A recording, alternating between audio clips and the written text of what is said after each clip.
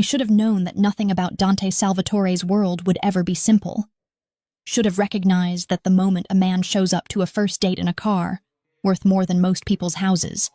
and wearing a watch that could fund a small country's economy, there are going to be complications that extend far beyond the usual relationship hurdles of meeting the parents or deciding whose apartment to spend the holidays at.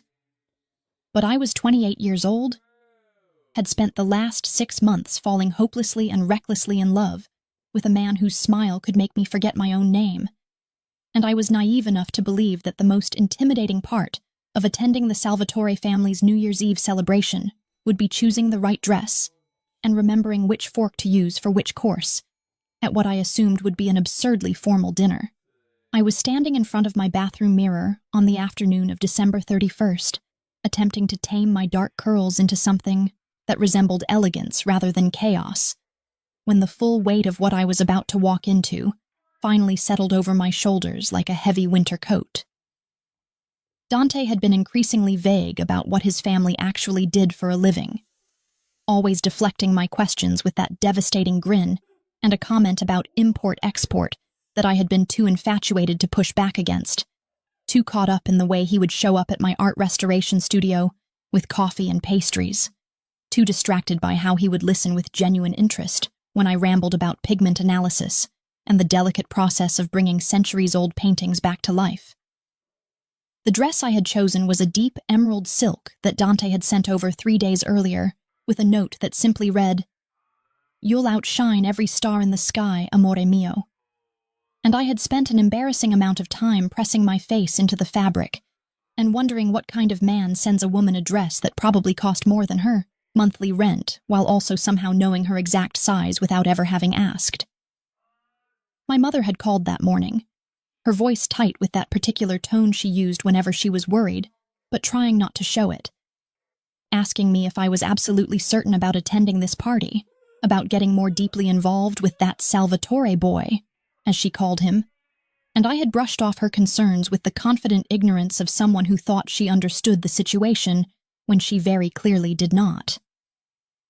The gift had been my mother's idea, actually, in one of those ironic twists of fate that makes you wonder if the universe has a cruel sense of humor, or if it's simply indifferent to the chaos it creates in people's lives. She had mentioned, almost offhandedly during our Christmas dinner, that I should bring something thoughtful for Dante's grandmother, that Italian families placed enormous importance on respect for elders, and that winning over the matriarch of the family would go a long way towards securing my place in Dante's life. I had rummaged through the boxes of my late grandmother's belongings that had been sitting in my closet for the better part of 3 years, items I had inherited when Nonna Lucia passed away, before I ever got the chance to know her, before I could ask her about her life or understand the sadness that always seemed to linger in my mother's eyes whenever her name came up in conversation. The brooch had caught my attention immediately, nestled in a small velvet box that had been tucked beneath layers of yellowed photographs and handwritten letters in Italian that I had never bothered to translate. A stunning piece of vintage jewelry, featuring deep blue sapphires, surrounded by delicate seed pearls, arranged in an intricate floral pattern that spoke of old-world craftsmanship, and the kind of artistry that you simply don't find in modern pieces. It was the sort of thing that an art restorer like myself could appreciate on multiple levels, the way the metalwork had been carefully constructed, the way each stone had been set with precision and care. And I had thought, in my spectacular blindness to what was coming, that it would be the perfect gift for a woman I had never met, but who had apparently raised the man I was falling in love with. Dante picked me up at 7 o'clock sharp, looking like he had stepped out of some impossibly glamorous film in a perfectly tailored black suit that probably cost more than my car. His dark hair swept back in that effortlessly styled way that made my fingers itch to run through it. And when his eyes traveled over me in that slow, appreciative way that made my skin flush with heat, I felt a surge of confidence that I was going to survive this evening with my dignity intact. The drive to the Salvatore estate took us out of the city and into the countryside, where sprawling properties hidden behind tall iron gates and even taller hedges spoke of the kind of wealth that preferred to keep itself private, away from the prying eyes of people who might ask uncomfortable questions about where exactly all that money came from. "You look nervous, Tesoro," Dante said as we turned onto a long, tree-lined driveway that seemed to stretch on forever, his hand finding mine and giving it a gentle squeeze that was probably meant to be reassuring, but only served to remind me that I was about to walk into a world I didn't understand, surrounded by people who had known Dante his entire life and would be measuring me against some invisible standard I couldn't possibly hope to meet. "I'm not nervous," I lied, my fingers instinctively tightening around the small gift box in my lap, the weight of it suddenly feeling far heavier than it should have, as if the universe was trying to warn me about something I was too foolish to recognize. "I just want your family to like me, want your grandmother to approve of me, because I know how important she is to you." The estate, when it finally came into view, was not the ostentatious mansion I had half expected, but rather an elegant stone villa that looked like it had been transplanted directly from the Italian countryside, all warm, honey-colored stone and terracotta roof tiles, with manicured gardens that probably looked spectacular in spring and summer, but were currently dressed in their winter best of carefully pruned hedges and artfully placed lights that made the whole place glow like something out of a fairy tale. Cars lined the circular driveway, expensive vehicles that I couldn't even begin to name, and well-dressed people were making their way toward the entrance where I could hear the sophisticated murmur of conversation and the soft strains of live music drifting out into the cold December air. Dante kept his hand on the small of my back as we entered, a possessive but gentle touch that I had come to associate with his presence, and I was immediately overwhelmed by the sheer opulence of the interior, all marble floors and glittering chandeliers, oil paintings that my professional eye immediately recognized as genuine old masters rather than reproductions, and the kind of furniture that belonged in museums rather than private homes. Men in expensive suits stood in clusters, their conversations stopping mid-sentence as we passed, their eyes tracking our movement with an intensity that made me feel like I was being catalogued and assessed, while women dripping in jewelry that could have funded small nations watched with barely concealed curiosity, and what might have been either approval or disdain. I honestly couldn't tell which. "She's in the main salon," Dante murmured against my ear, his breath warm against my skin in a way that sent shivers down my spine, despite the heat of the crowded room. "Nonna likes to hold court on New Year's Eve, likes to receive guests and accept their well wishes for the coming year, so we'll go pay our respects first before I introduce you to the rest of the family." The main salon was a stunning room with floor-to-ceiling windows that overlooked the gardens, currently filled with what must have been 100 people, all of them dressed in their finest, all of them seeming to know exactly where they belonged in this carefully orchestrated social hierarchy that I was only just beginning to understand existed. And there, seated in a high-backed chair that looked almost throne-like in its positioning and grandeur, was Nonna Catalina Salvatore, a tiny woman who couldn't have been more than 5 feet tall, but who commanded the room with the kind of presence that made everyone else seem diminished by comparison. Her silver hair perfectly coiffed, her black dress simple but clearly expensive, and her dark eyes sharp and assessing as they surveyed her kingdom with the authority of someone who had earned every ounce of respect she commanded. Dante led me through the crowd, which seemed to part automatically for him in a way that spoke volumes about his position in this family, and I clutched the gift box so tightly that I could feel the edges digging into my palm through the wrapping paper I had so carefully selected. When we finally stood before his grandmother, Dante bent to kiss both her cheeks with obvious affection, speaking to her in rapid Italian that I could only partially follow with my limited understanding of the language, and then he was pulling me forward, his hand still warm and steady on my back. "Nonna, this is Alessia Moretti," he said, switching to English for my benefit, his voice carrying a note of pride that made my heart flutter despite my nervousness. "The woman I've been telling you about, the art restorer who somehow puts up with my demanding schedule and terrible jokes." I extended my hand, was about to introduce myself properly, when those sharp, dark eyes fixed on me with an intensity that made me feel like she was reading every secret I had ever kept, every thought I had ever had, and I found myself fumbling for words like a nervous teenager rather than a professional woman who regularly dealt with demanding clients and high-pressure situations. "It's an honor to meet you, Signora Salvatore," I managed, my voice sounding steadier than I felt. "Dante speaks of you with such love and respect, and I wanted to bring you something, a small token for the new year." I held out the box, watched as her elegant, age-spotted hands reached for it, noticed the way several people in our immediate vicinity had gone quiet, as if they too were curious about what this newcomer had brought for the family matriarch. The moment seemed to stretch on forever, as she carefully unwrapped the paper with the kind of deliberate precision that suggested she was someone who never rushed, who took her time with everything because she had earned the right to do so. And when she finally opened the velvet box and saw the brooch nestled inside,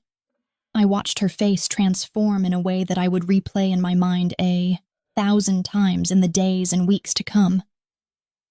The color drained from her olive-toned skin so quickly that for a horrifying moment,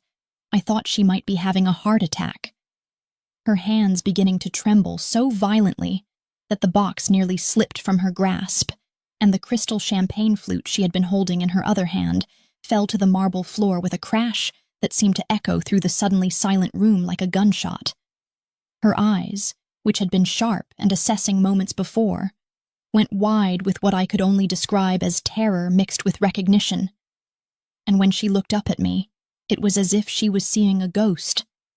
as if I had somehow reached across the boundary between the living and the dead and dragged something into this room that should have remained buried. "Where did you get this?" Her voice was barely a whisper, but in the absolute silence that had fallen over the salon, every word carried with perfect clarity, and I felt Dante tense beside me, felt the subtle shift in the atmosphere as every person in that room turned to watch what was unfolding. "Where did you get Lucia's brooch?" My mouth went dry, my mind racing to understand what was happening, why this woman was looking at me like I had just confessed to murder, why the name she had just spoken, Lucia, was sending ice water through my veins. It was my grandmother's," I stammered, watching in growing horror as Nonna Catalina reached out with surprising speed and strength, her fingers wrapping around my wrist with a grip that was almost painful. "My grandmother, Lucia Romano, she passed away before I was born, and this was in her belongings. I thought it would be a nice gift. I didn't know." "Romano," she breathed, and the way she said that name, with such a complex mixture of recognition and pain, and something that might have been fear, made me realize that I had stumbled into something far more complicated than a simple case of mistaken identity or coincidental jewelry. Lucia Romano, the girl who was never supposed to exist, and now here you stand, wearing her face, carrying her name. The room had gone so quiet that I could hear my own heartbeat pounding in my ears, could feel the weight of dozens of eyes on me, and when I looked up at Dante, I saw confusion and concern warring on his face, saw that he was just as lost as I was about what was happening. Before I could ask what she meant, before I could try to understand why a brooch from my dead grandmother had caused such a violent reaction, I heard heavy footsteps approaching, and then a man's voice, deep and commanding and carrying the kind of authority that made people jump to attention, cut through the tension like a knife. "Mama, what's going on here?" Lorenzo Salvatore, Dante's father, a man I had only met once before at a brief and awkward lunch, pushed through the crowd with the kind of confidence that suggested he was used to being obeyed without question, and when his eyes landed on the brooch still clutched in his mother's shaking hands, I watched his expression shift from concern to something that looked suspiciously like panic. Where did that come from? But Nonna Catalina wasn't looking at her son, wasn't responding to his question, her eyes still fixed on my face with that same ghostly intensity, and when she spoke again, her voice was stronger, carrying across the room with the kind of weight that comes from decades of command and respect. Get her out of here, Lorenzo. Get her away from this house before everything we've built comes crashing down, before the truth that we buried 50 years ago crawls out of its grave and destroys us all. Lorenzo moved with surprising speed for a man of his age and build, his hand closing around his mother's arm with firm but gentle insistence, already guiding her toward a side door while gesturing sharply to several men I hadn't noticed before. Men who were clearly security or staff or something more sinister, and I stood frozen in place,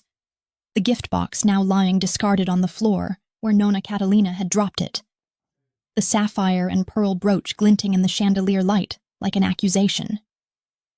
Dante was speaking urgently to his father in Italian, his voice low and intense, but Lorenzo cut him off with a single sharp gesture,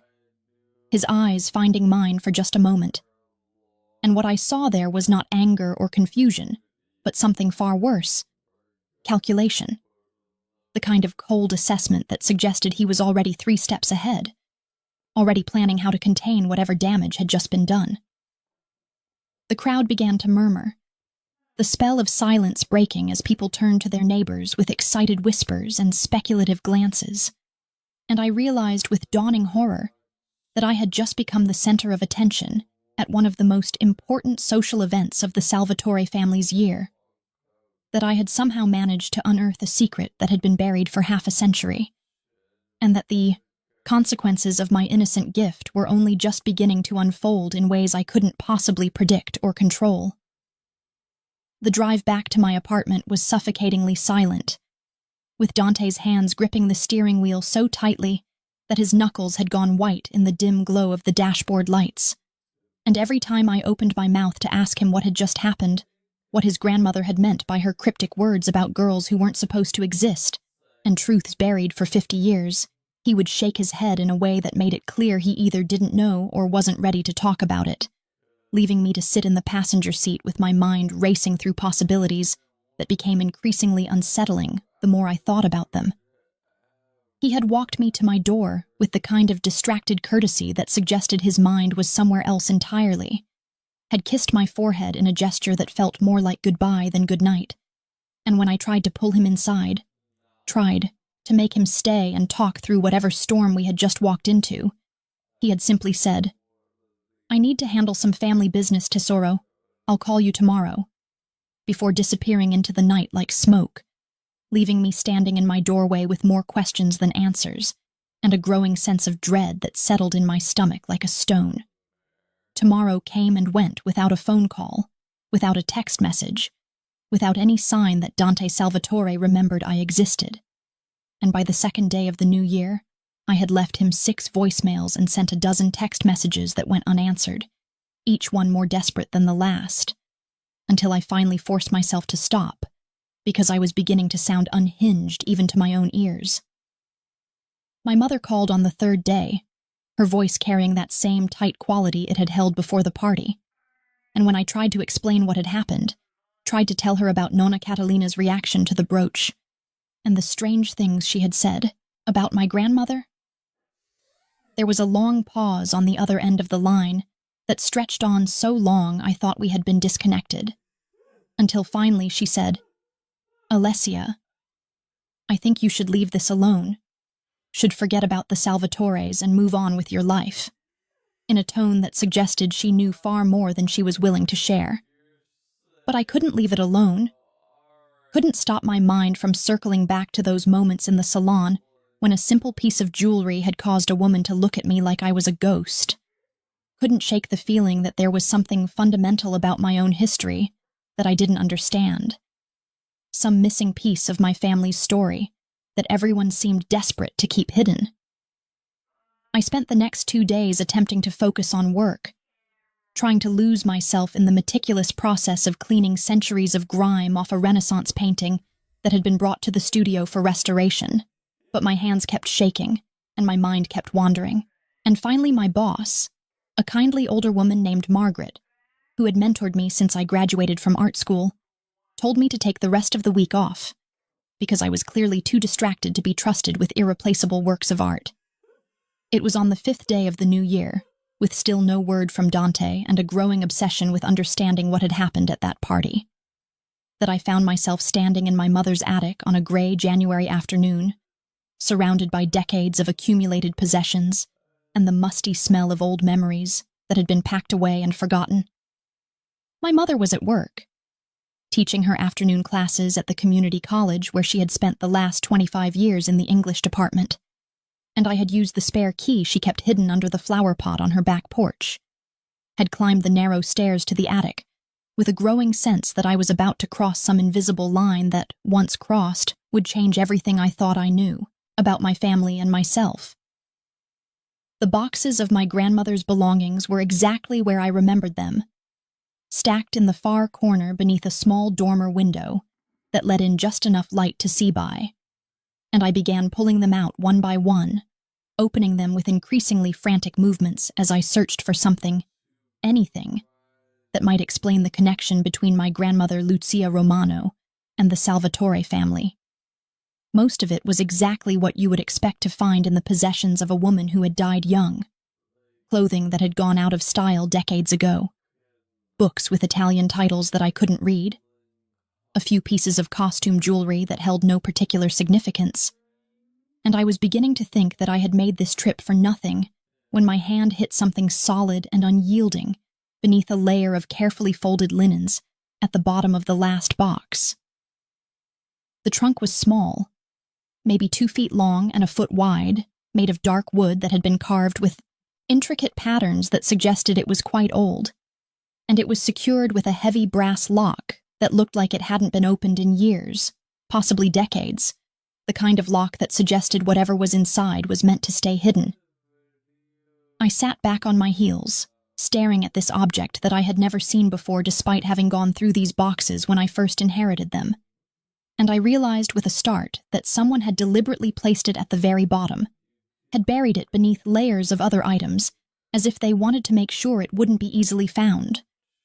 wouldn't be stumbled upon by accident by someone who might ask uncomfortable questions about its contents. The search for the key took another 20 minutes of increasingly desperate rummaging through drawers and boxes, until I finally found a small envelope taped to the underside of the trunk itself, which struck me as both incredibly obvious and brilliantly hidden, because who would think to look for a key in the very last place you would check, attached to the thing it was meant to open? My hands were shaking as I worked the old lock, as I heard the mechanism click open with a sound that seemed far too loud in the quiet attic, and when I finally lifted the lid, I found myself staring at a collection of items that made my breath catch in my throat, and my heart began to race with a mixture of excitement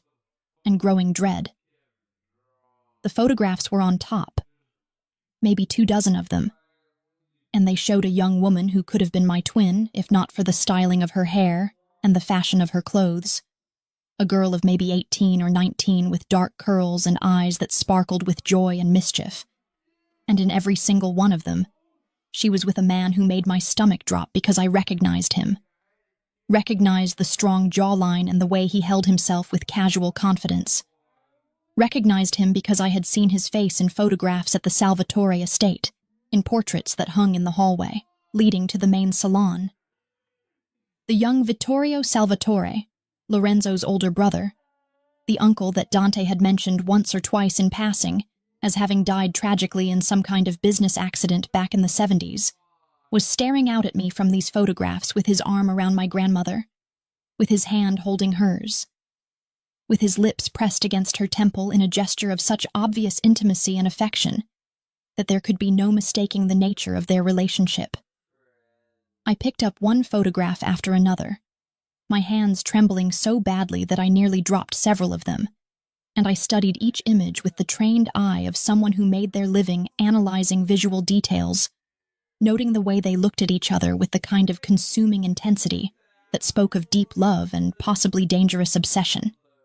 noting the way he touched her like she was something precious and fragile that might break if he wasn't careful,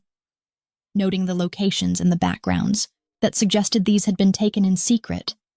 in out-of-the-way places where they wouldn't be recognized or interrupted. It was the last photograph in the stack that made me stop breathing entirely, made my vision swim with unshed tears and confusion, and a growing anger that someone had kept this from me my entire life, because on the back of it, written in fading ink and handwriting that must have been my grandmother's, were the words, L and V, forever, no matter what they say. Summer 1973. Underneath the photographs were letters, dozens of them, written in Italian on thin paper that had yellowed with age, and though my Italian wasn't strong enough to translate them fully without help, I could pick out enough words to understand that they were love letters, passionate declarations of devotion and longing, promises of a future together that clearly had never come to pass. There were also newspaper clippings, carefully folded and preserved, with headlines that made my blood run cold. Tragedy strikes prominent families. Young heir killed in business deal gone wrong. Star-crossed lovers meet tragic end. And as I read through them with growing horror, I began to piece together a story that my mother had never told me, that no one had ever mentioned, about a forbidden romance between my grandmother Lucia Romano and Vittorio Salvatore, heirs to two rival families in New York's complex and dangerous social hierarchy. The articles were careful in their wording, using euphemisms and vague language that I recognized now as the kind of sanitized reporting that happened when powerful families wanted to control the narrative. But reading between the lines, it was clear that the Romanos and the Salvatores had been bitter enemies, had been engaged in some kind of territorial dispute or business rivalry that had made any kind of relationship between their families impossible, let alone a romantic one between their young heirs. Vittorio Salvatore had died in October of 1974, according to one article, killed in what was described as a business deal gone tragically wrong, but which sounded suspiciously like a hit when I read the sparse details. And just 3 weeks later, another article reported that Lucia Romano had died in childbirth, leaving behind a baby daughter who would be raised by relatives after both her parents were gone. I sat in the dusty attic with these revelations spreading out around me like the pieces of a puzzle I had never known existed, and I felt something fundamental shift in my understanding of who I was and where I came from. Because if my grandmother had been involved with Vittorio Salvatore, and if she had died 3 weeks after he did while giving birth to my mother, then the mathematics of the situation suggested something that made my entire body go cold with realization. My mother had been born in November of 1974, which meant she had been conceived in early 1974, which meant that if Lucia and Vittorio had been together during that time, if their relationship had progressed to the point where love letters and secret photographs suggested it had, then there was a very real possibility that Vittorio Salvatore wasn't just my grandmother's lost love, but was actually my grandfather, which would make me not just some random art restorer who happened to be dating a Salvatore, but rather a member of the family by blood, a descendant of the very man whose death had supposedly ended this tragic love story. The sound of my phone ringing shattered the silence of the attic and made me jump so violently that I nearly knocked over the entire trunk. And when I looked at the screen and saw Dante's name finally appearing after 5 days of silence, I felt a surge of emotions so complex and contradictory that I couldn't begin to sort through them all. Relief that he had finally called, anger that he had made me wait so long, fear about what I had just discovered, and a desperate need to know if he had any idea about the connection between our families that went so much deeper than either of us had realized. I answered on the 4th ring, trying to keep my voice steady even though my entire body was shaking. And his first words were not an apology or an explanation, but rather a warning that made everything else I had been feeling crystallize into pure, ice-cold fear. Alessia, I need you to listen to me very carefully and not ask questions right now, he said, his voice tight with an urgency I had never heard before, and I could hear background noise that suggested he was in a car, maybe driving fast based on the way the engine sounds kept rising and falling. My father knows you've been digging into your grandmother's past, knows that you've been asking questions and looking into things that he thinks should stay buried, and he's not happy about it, which in my world means that you might be in danger whether you realize it or not. I opened my mouth to tell him that I hadn't been asking anyone questions, that I had simply been going through my own family's belongings in my mother's attic. But before I could get the words out, I heard a sound from downstairs that made every muscle in my body tense with animal alertness. The distinctive creak of the back door opening, the same door I had used to enter the house, the same door that should have been locked behind me. My mother wasn't supposed to be home for another 3 hours, wasn't supposed to finish her classes until late afternoon, and the footsteps I could now hear moving through the house below me were too heavy to be hers, too deliberate and measured to be someone who had simply stopped by for an innocent visit. "Dante," I whispered, my voice barely audible even to myself, as I frantically began gathering the photographs and letters and shoving them back into the trunk, my hands moving with desperate speed as I tried to hide the evidence of what I had discovered. "I think someone just broke into my mother's house. I think someone is coming up here right now, and I don't know what to do." The silence on the other end of the line lasted for maybe 2 seconds, but felt like an eternity. And when Dante spoke again, his voice had gone absolutely flat, in a way that scared me more than anything else that had happened over the past 5 days, a tone that suggested he had shifted into some other mode of being that I had never seen before, something cold and dangerous that reminded me of exactly whose family he belonged to and what that might mean. "Hide," he said simply, and I could hear him giving rapid-fire instructions to someone else in the car, could hear the engine sounds getting louder as he presumably sped up. "Hide right now, don't make a sound, and keep this line open so I can track your location, because I'm 20 minutes away and I swear to God, Alessia, if my father has sent someone to hurt you or intimidate you or do anything other than talk, there's going to be a reckoning in my family that's 50 years overdue." I scrambled behind a stack of old furniture as the footsteps reached the second floor and began moving toward the attic stairs. My heart pounding so hard, I was certain whoever was down there would be able to hear it, and I clutched my phone to my chest like it was a lifeline while trying to control my breathing and remain absolutely silent. The attic door opened with a long, slow creak that seemed designed to maximize terror, and as I peered through a gap in the furniture, I saw a figure silhouetted in the doorway,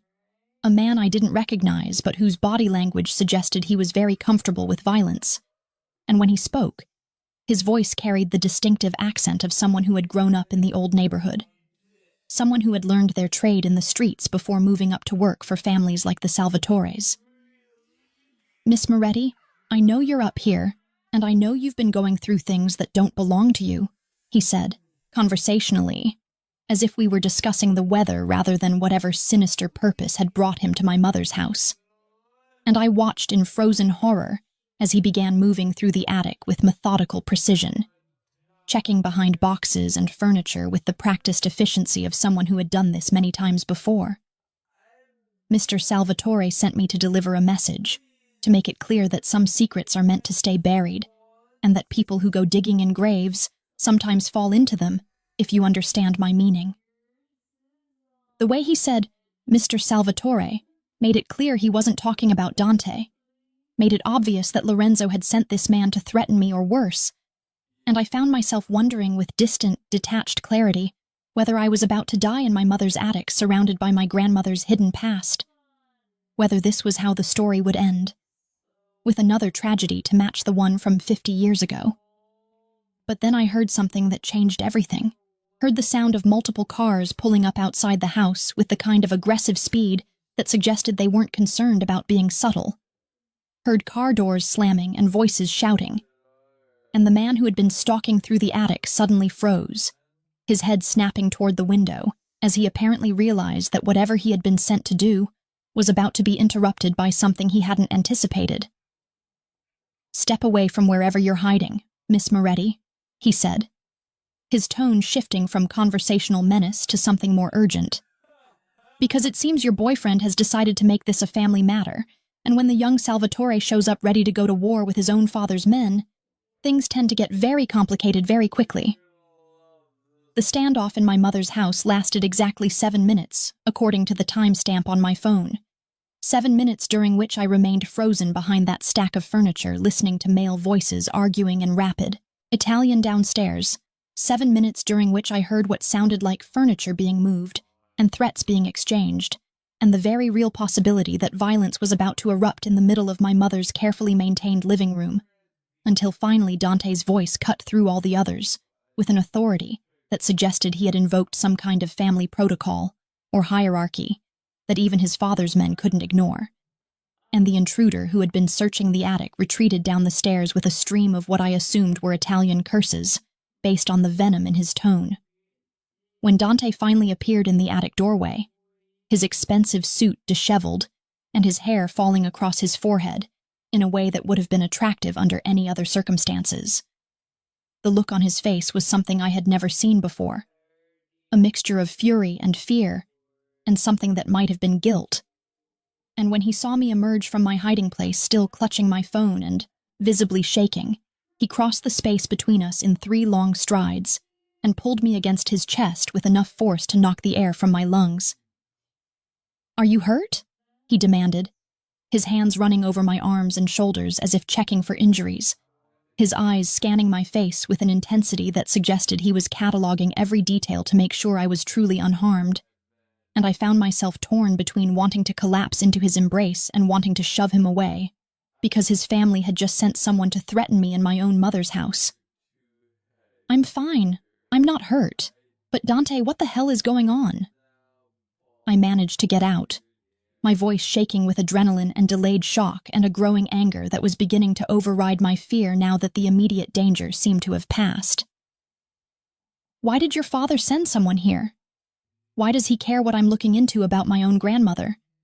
And why does everyone seem so desperate to keep me from learning about a relationship that ended 50 years ago when both people involved have been dead for decades?" He pulled back just enough to look at me, his dark eyes searching mine with an expression that suggested he was trying to decide how much to tell me, how many secrets he could reveal without crossing some invisible line of family loyalty. And I could see the war happening behind his eyes, could see him struggling between his feelings for me and whatever obligations he had to the Salvatore name. "Because they're not both dead," he said finally, the words coming out like they had been dragged from somewhere deep inside him, like he was betraying some fundamental trust by speaking them aloud. "Because my Uncle Vittorio is alive, has been alive this whole time, living in exile in Sicily while everyone in New York has believed for 50 years that he died in that business deal. And my father has apparently been keeping that secret, along with a lot of other things that I'm only just now beginning to understand." The world seemed to tilt sideways at that revelation, seemed to reshape itself around this new impossible reality, where the grandfather I had never known existed, where the man whose death had supposedly been the tragic end to a doomed love story had actually been living somewhere across the ocean for my entire life. And I felt my legs go weak enough that I had to sit down on one of the dusty trunks before I fell down. "He's alive," I repeated, the words feeling strange and unreal in my mouth. And I looked down at the photographs I had been clutching without realizing it,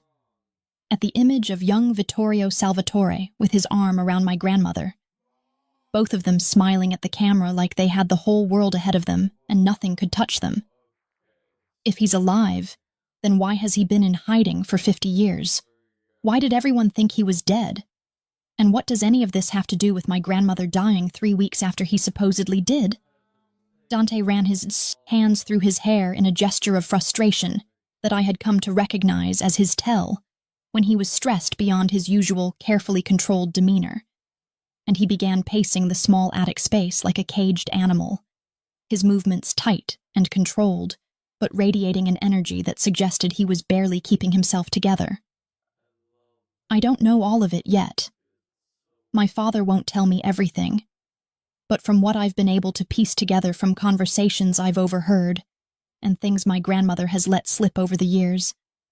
the Romanos and the Salvatores were at war back then. Not just business rivals, but actual enemies who were fighting over territory and money and power in ways that people were dying over. When Vittorio and your grandmother fell in love, when they started seeing each other in secret despite both families forbidding any kind of contact, it created a situation that neither side could tolerate.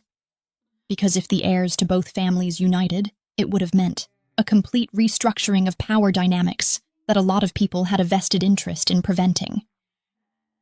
I thought about those newspaper clippings, about the carefully sanitized language that had described Vittorio's death and Lucia's death and the tragedy of star-crossed lovers, and I realized that what I had been reading was a cover story, a narrative that had been constructed to hide something much darker and more deliberate than simple misfortune or bad luck. "Your father had something to do with it, didn't he?" I asked, the pieces beginning to fall into place in my mind, even though I didn't want to believe what they were showing me. Didn't want to accept that the family I had been getting involved with had been responsible for whatever had happened to my grandmother. Lorenzo did something to keep them apart. Something that resulted in Vittorio having to fake his death and disappear. And something that resulted in my grandmother actually dying. And now he's panicking because I've stumbled onto the truth and he's afraid of what will happen if it comes out after all these years. "I think so, yes, but I need to know more before I can be certain," Dante said. And the look he gave me was full of a pain that I understood on a fundamental level because he was realizing that his own father might be responsible for a murder that had happened before he was even born, that the family legacy he had been raised to honor and protect might be built on a foundation of violence and betrayal that he couldn't ignore or excuse. "But right now, I need to get you somewhere safe. Need to make sure my father's men don't try anything else while I figure out what's really going on. And then I need to have a conversation with the one person who knows the entire truth about what happened 50 years ago." We left my mother's house with the trunk, and all its contents loaded into the back of Dante's car, with a promise from him that he would have someone come and repair the back door that his father's man had forced open. And as we drove through the darkening January afternoon, I called my mother and tried to explain in the vaguest possible terms that she needed to stay away from her house for a few days because there had been a break-in and the police were investigating. A lie that tasted bitter on my tongue, but which seemed safer than telling her the truth about what I had discovered and what it had set in motion. She sounded worried and confused and insisted that she was coming home immediately to check on things, and it took 15 minutes of increasingly desperate reassurances before she finally agreed to stay with her sister for a few days, before she accepted my promise that I would handle everything and that she didn't need to worry about anything other than keeping herself safe. Dante took me to a hotel, not one of the big corporate chains, but rather a small boutique place in a quiet neighborhood where he apparently knew the owner, and he got me a room on the top floor with instructions to the staff that I was not to be disturbed and that no one was to be given information about my presence there under any circumstances. "I'm going to see my grandmother tonight," he said as he stood in the doorway of my room, his hand lingering on the frame as if he was reluctant to leave me alone but knew he had to. "I'm going to make her tell me everything, make her explain what really happened and why she's kept these secrets for so long, and then I'm going to figure out what we do next, how we handle this without anyone else getting hurt." He left before I could argue with him, before I could insist that I should be there for this conversation, because it was my family too, my history that had been hidden from me, and I spent the next 3 hours pacing my hotel room and trying to make sense of everything that had happened, trying to reconcile the man I had fallen in love with over the past 6 months with the reality of what his family was capable of and what they had done to mine. When my phone finally rang at nearly 11 o'clock that night, I answered it before the first ring had finished, and Dante's voice on the other end was tight with an emotion I couldn't quite identify, but which sounded like a mixture of anger and grief, and something that might have been fear. "She told me everything," he said without preamble, without asking if I was okay, or if I had eaten dinner, or any of the normal pleasantries that usually preceded our conversations. "My grandmother told me the whole story, and Alessia, it's so much worse than I thought, so much more complicated and tragic and fundamentally fucked up than I could have imagined. And now I understand why my father has been so desperate to keep this buried, why he sent someone to intimidate you. Because if this truth comes out, it doesn't just destroy him. It destroys the entire foundation of how our family has operated for the past 50 years. I sat down on the edge of the hotel bed, my hands gripping the phone so tightly that my knuckles went white. and I made myself ask the question that I both desperately needed and desperately feared the answer to. What happened to my grandmother, Dante? How did she really die? And why has everyone been lying about it for my entire life? The silence on the other end of the line stretched out for so long that I thought the call had been disconnected. But then I heard him take a deep, shaky breath, heard him gathering himself to tell me something that was clearly causing him pain, and when he finally spoke, his voice was barely above a whisper. My father killed her. Had her killed. I don't know the exact mechanics of it, but the end result is the same. Lorenzo Salvatore murdered your grandmother because she refused to give up her relationship with Vittorio, refused to pretend the baby she was carrying wasn't his child, and he did it in a way that made it look like she died in childbirth so that no one would ask questions or investigate too closely. He gave Vittorio an ultimatum: disappear forever, fake your death and leave New York and never come back, and in exchange we'll let Lucia and the baby live. But Vittorio didn't know that Lorenzo was lying, didn't know that the moment he agreed to those terms and went into hiding, my father was already planning to eliminate the woman who could have united two families and ended the war that was making everyone rich. I felt something break inside me at those words, felt the carefully constructed understanding I had of my family history shatter into 1,000 pieces, because my grandmother hadn't died in some tragic twist of fate or medical complication, but had been murdered, had been killed deliberately and coldly by the father of the man I was in love with. And her death had been covered up so thoroughly that even her own daughter had grown up believing the lie. And the baby, my mother, how did she survive if Lorenzo was willing to kill Lucia? I asked, my voice sounding distant and strange to my own ears, as if I was listening to someone else ask the question. Your grandmother knew something was wrong,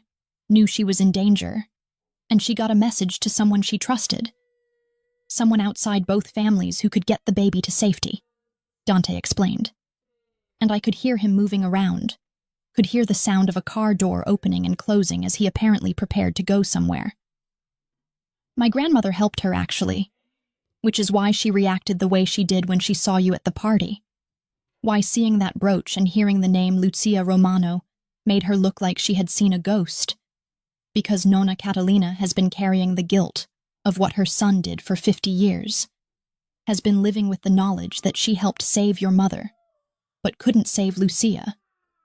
couldn't stop Lorenzo from doing what he thought was necessary to protect the family's interests.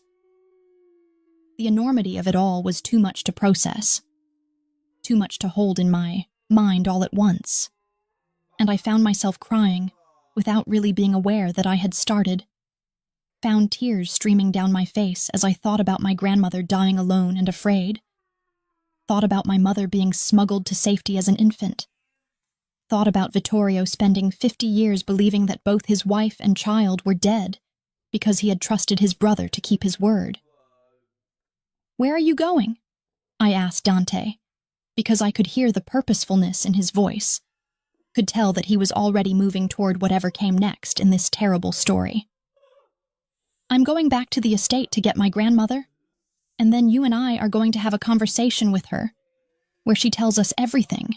every detail of what happened and how it happened and why she's kept these secrets for so long, he said. And there was a determination in his voice that suggested he had made some kind of decision, had chosen some path forward that he wasn't going to be deterred from no matter what obstacles appeared. And then, Alessia, if you're willing, if you can stomach the idea of working with me despite what my family has done to yours, we're going to figure out how to make this right, how to give Vittorio the truth about what really happened, and reunite him with the daughter he never knew existed. The hotel phone rang, startling me so badly that I nearly dropped my cell phone, and when I answered it with a shaky, "Hello," expecting it to be the front desk calling about some mundane hotel matter, the voice on the other end made my blood run cold in a way that even the events of the past few hours hadn't quite managed. Miss Moretti, this is Lorenzo Salvatore, and I think it's time you and I had a conversation about your future, and whether you have one, because my son seems to have developed some very dangerous ideas about family loyalty and truth-telling that could have severe consequences for everyone involved, including you. I looked at my cell phone, saw that my call with Dante was still connected, saw that he could hear everything that was being said, and I made a decision in that moment that felt both terrifying and inevitable. A choice to stop running from this story and instead walk directly into its heart, no matter what that might cost me. Mr. Salvatore, I appreciate the call, but I'm not interested in having a private conversation with the man who murdered my grandmother, I said,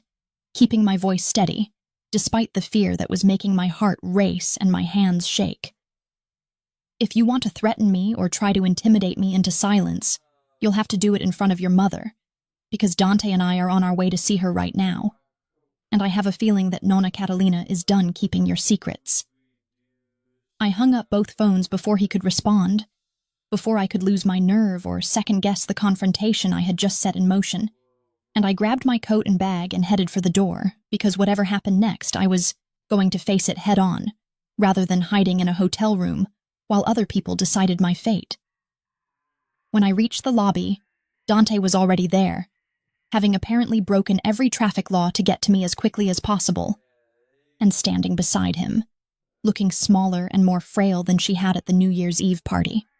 but with eyes that burned with a fierce determination that belied her age,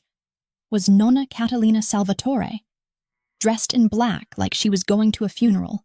and carrying herself with the bearing of someone who had finally decided that 50 years of silence was enough. "Get in the car, child,"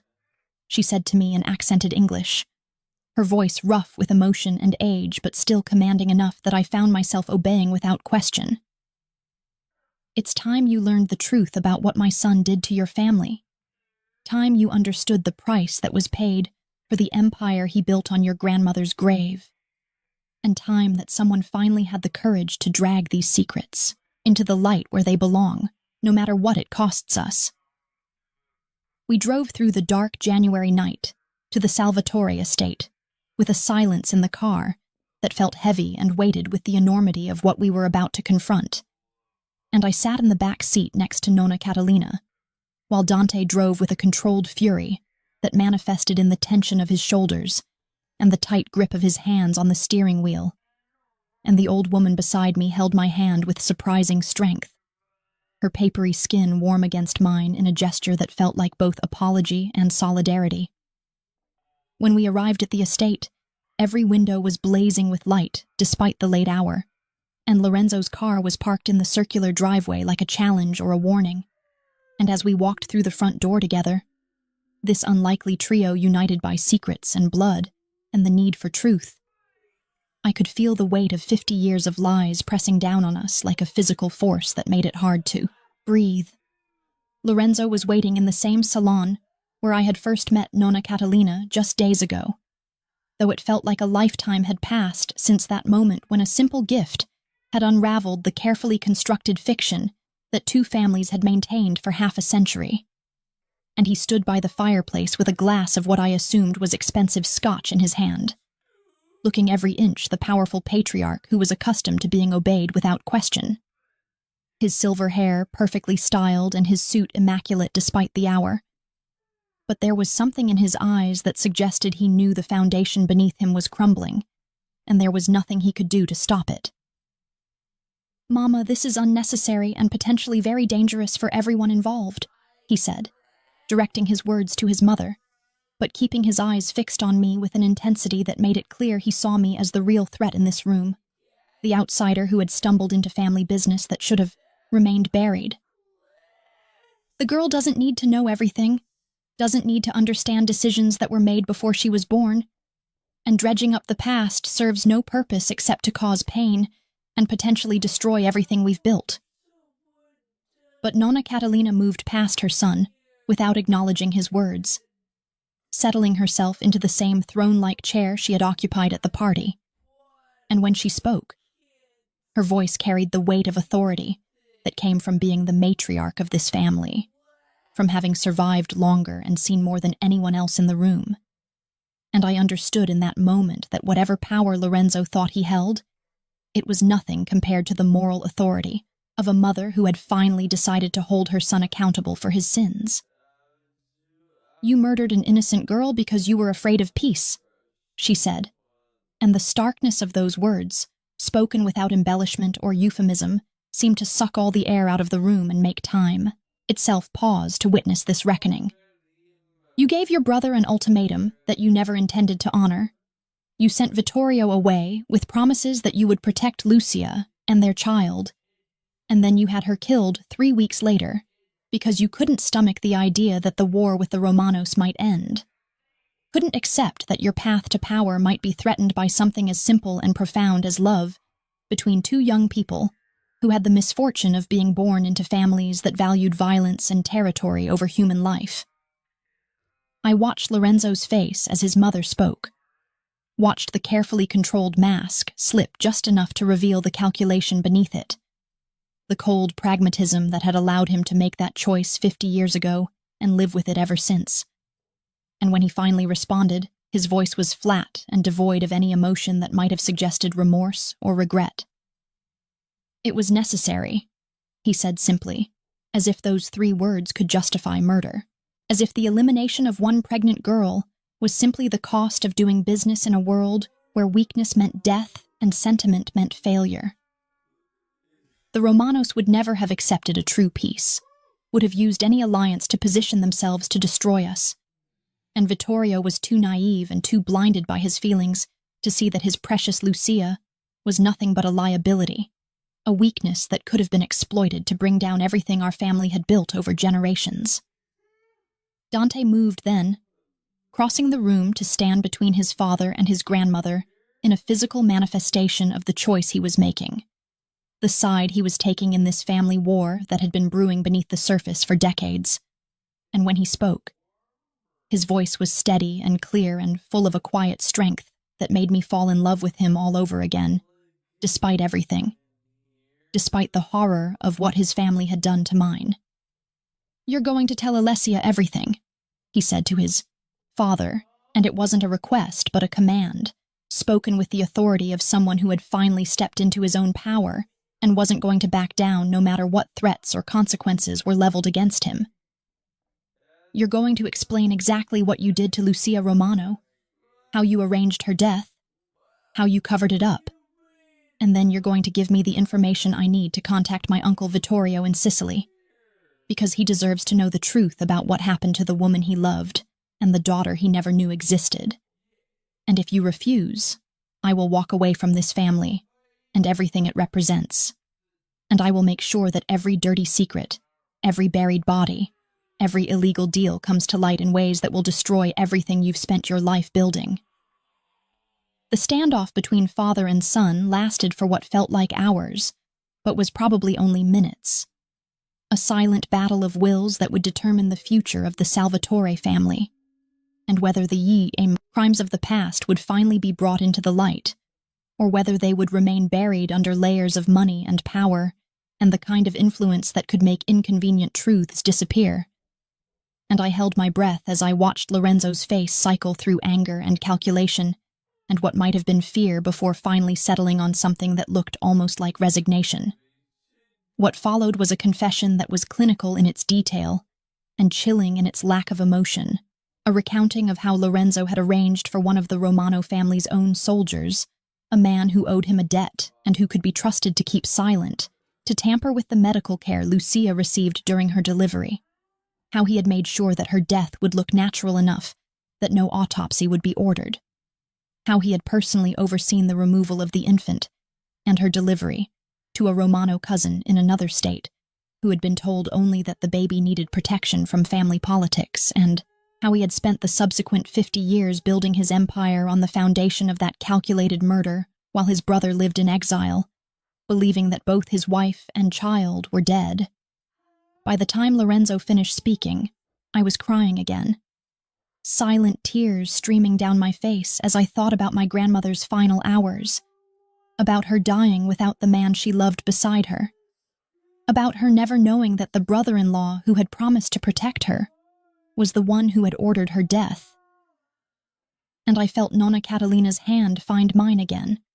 her grip tight and trembling, as she too wept for the girl she had tried to save but couldn't, for the son she had raised who had become a monster, and for the 50 years of silence that had allowed this injustice to go unanswered. Dante sat beside me, his own face wet with tears that he made no effort to hide, and when he spoke again, his voice was raw with grief and anger and a determination that suggested he had crossed some point of no return, and there would be no going back to who he had been before this night. "We're going to Sicily," he said, looking at me with eyes that held both pain and hope, both the weight of his family's crimes and the possibility of redemption. "You and me and Nonna, we're going to find Vittorio, and we're going to tell him the truth. We're going to reunite him with your mother, and then we're going to figure out how to make some kind of peace with a past that can never be changed, but can at least be acknowledged and honored." And so 3 weeks later, on a mild February morning in a small Sicilian village, where the Mediterranean stretched out blue and infinite beyond whitewashed houses and ancient olive groves, I stood with my mother, who had listened to the truth about her parentage with a stillness that spoke of deep shock, followed by a grief for a father she had never known, and watched as an elderly man, with silver hair and eyes that mirrored my own, walked toward us with halting steps, his face transformed by an emotion so raw and powerful that it was almost painful to witness. Vittorio Salvatore, who had lived for 50 years believing himself alone in the world, who had carried the weight of a love story cut short by what he thought was fate but was actually murder, who had spent half a century in exile mourning a wife and child, he thought were lost forever, reached out with shaking hands to touch my mother's face, to trace the features that must have reminded him of the girl he had loved and lost. And when he finally spoke, his voice breaking on every word, he said only, "Lucia's daughter, my daughter. You're alive and you're here, and I thought I would die without ever knowing." The reunion that followed was chaotic and emotional and beautiful in ways that made my heart ache with both joy and sorrow. And as I watched my mother embrace the father she had never known, while Nonna Catalina stood nearby weeping with what looked like both happiness and the release of 50 years of guilt, I felt Dante's hand slip into mine, felt him anchor me to the present moment, even as we all struggled to reconcile the past with this unexpected future we had created by refusing to let the truth stay buried. We stayed in Sicily for 2 months, learning Vittorio's story and sharing ours, building relationships that had been stolen from us by violence and lies, and the kind of pride that valued power over human connection. And when we finally returned to New York, it was with a new understanding of who we were and where we came from, and what we owed to the people whose love had been destroyed, but whose legacy we carried forward in our very existence. Lorenzo never apologized, never showed remorse, but his power within the family began to crumble as the truth of what he had done spread through the networks of loyalty and obligation that held their world together. And within a year, he had been quietly removed from his position of authority, replaced by Dante, who began the long and difficult work of transforming the family business into something that didn't require blood and violence to sustain itself. I married Dante on a warm June day in that same Sicilian village where we had found Vittorio, and my mother walked me down the aisle with her father beside her, both of them wearing expressions of joy, mixed with the bittersweet knowledge that Lucia should have been there too, that she should have lived to see her daughter grow up and her granddaughter find love, that she should have had the 50 years with Vittorio that were stolen from them both by a man who valued power over everything else. The brooch, the sapphire and pearl piece that had started this entire journey, sits in a frame on my mantel now, a reminder of how a simple gift can unravel decades of carefully constructed lies, how love can survive even when the lovers don't, how truth has a way of emerging no matter how deeply it's buried. And as I look at it on this quiet evening with Dante reading beside me and my hand resting on my pregnant belly where our daughter grows, I think about the cycles of history and violence and love that connect us all across generations. And I make a silent promise to the grandmother I never knew that her great-granddaughter will grow up knowing the truth about where she came from, about the price that was paid for her existence, and about the enduring power of a love that even death and 50 years of separation couldn't fully destroy.